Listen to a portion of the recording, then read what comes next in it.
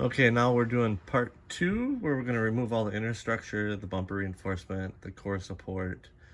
The headlights have a little bit left, the intercooler. I'm going to try to remove the core support without disconnecting the AC, so I don't need to recharge it.